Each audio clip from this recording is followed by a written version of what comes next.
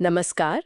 आज हम रिश्तों के एक बहुत ही निजी और कहें तो अक्सर बहस वाले पहलू पर बात कर रहे हैं। जी। प्रेम और शारीरिक संबंधों के बीच मतलब सही संतुलन क्या होना चाहिए। हाँ, ये एक अहम सवाल है। हमारे पास एक स्रोत है जो इस पर एक काफी मजबूत और शायद कुछ लोगों के लिए पारंपरिक सा नजरिया पेश करता है। आज की हमारी ये जो गहरी चर्चा है वो इसी स्रोत के विचारों पर रहेगी। ठीक है। तो देखिए, इस रोध का सबसे बड़ा तर्क ये है कि किसी भी गहरे रिश्ते में, चाहे वो शादी हो या प्रेम संबंध हो या फिर गहरी दोस्ती ही क्यों ना हो, हुँ, उसमें शारीरिक अंतरंगता वो पहली सीढ़ी नहीं होनी चाहिए, बल्कि शायद आखिरी जरूरत। हाँ, ये सुनने में थोड़ा थोड़ा अलग लगता है आजकल के हिसाब से। है ना? आइए देखते हैं कि इसके पीछे सोच क्या है, क्यों ऐसा कहा गया है। हाँ, ये नज़रिया आजकल की सोच से थोड़ा हटकर ज़रूर है। स्रोत का मानना है कि रिश्तों की जो नींव है, वो हमेशा भावनात्मक जुड़ाव पर टिकनी चाहिए। यानी आपसी प्रेम। हाँ, आपसी प्रेम, गहरी बातचीत, एक-दूसरे को समझना, ये सब पहले। शारीरिक संबंध इस नजरिए से देखें तो वो तब तस्वीर में आते हैं जब शायद भावनात्मक स्तर पर या बातचीत के जरिए मतलब दूरियां मिटाना मुश्किल हो रहा हो। अच्छा, न कि रिश्ते की शुरुआत में ही। जी नहीं, बिल्कुल नहीं। न कि वो आकर्षण का मुख्य केंद्र बने शुरू में ही। ये दिलचस्प है।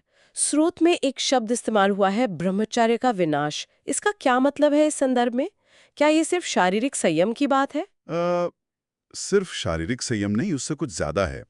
यहाँ ब्रह्मचर्य का विनाश का इशारा उस स्थिति की ओर है जब शारीरिक इच्छाएं इतनी ज्यादा हावी हो जाएं हम्म। कि वे रिश्ते के मूल यानी प्रेम और जो भावनात्मक समझ है उस पर पर्दा डाल दें। अच्छा।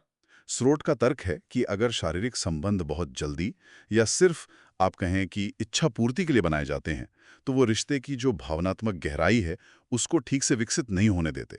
वो इसे एक तरह की ऊर्जा या कह लें पवित्रता का ह्रास मानते हैं। कारण या कोई तुलना भी दी है क्या? हाँ, एक तुलना की है स्रोत ने, हालांकि ये थोड़ा सामान्यकरण जैसा लग सकता है। बताइए। इसमें कहा गया है कि जैसे पश्चिमी समाजों में जहाँ रिश्ते अक्सर शारीरिक आकर्षण से शुरू होते हैं, उनमें स्थायित्व कम देखा जाता है, ऐसा स्रोत का मानना है। अच्छा। और इसके विपरीत भारत में पारंपरिक अरेंज मैरिज का उदाहरण दिया गया है, जहां पहले समझ और बातचीत कभी-कभी तो बिना एक दूसरे को देखे भी उस पर जोर होता था। हाँ, वो तो था। और स्रोत के अनुसार ऐसे रिश्ते ज्यादा लंबे चलते थे।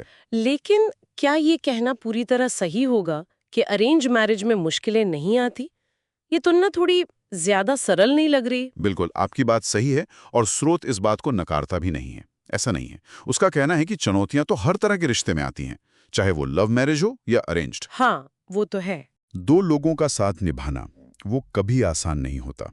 लेकिन इस स्रोत का मुख्य बिंदु ये है कि अगर रिश्ते की बुनियाद वो भावनात्मक प्रेम और समझ पर रखी गई है, तो मुश्किलों के बावजूद उसके टिके रहने की संभावना ज्यादा होती है उन रिश्तों के मुकाबले जो सिर्फ शारीरिक आकर्षण पर शुरू हुए हैं। तो मतलब स्रोत के हिसाब से केवल शारीरिक वासना पे टिके रिश्ते वो खोखले होते हैं और ज्यादा टिक नहीं पाते हैं। सही। असली मजबूती तो प्रेम, संवाद और वो जो भावनात्मक जुड़ाव है उसी से आती है। एकदम सही।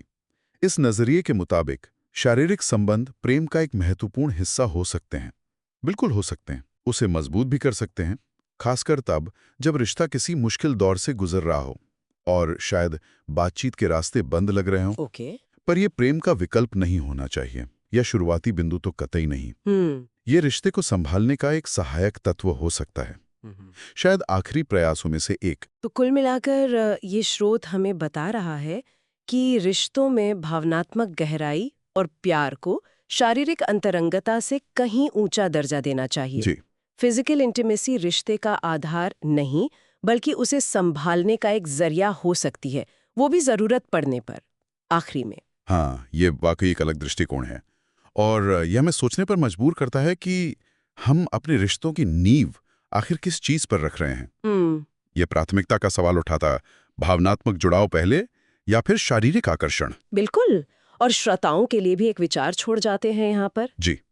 आज के दौर में जहां जिंदगी इतनी तेज है, रिश्ते इतने जटिल हो गए हैं, क्या प्रेम और शारीरिक इच्छा को इस तरह इतने साफ तौर पर अलग-अलग रखना, जैसा ये स्रोत सुझा रहा है, क्या ये हमेशा मुमकिन है या व्यावहारिक है?